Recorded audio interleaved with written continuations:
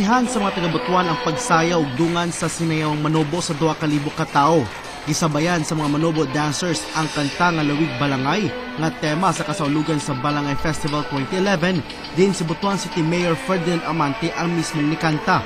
Gikan sa 86 ka mga barangay ang mga manobo dancers o mga SK officials.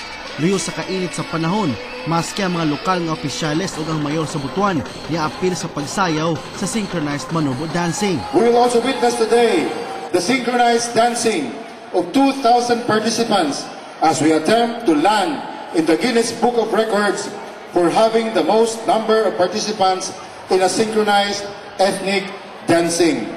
Positibo ang paglantaw sa lokal nga pag-amanan nga masungkit ang Guinness Book of World Records nga pinakadaghang nisayaw sa ethnic dance.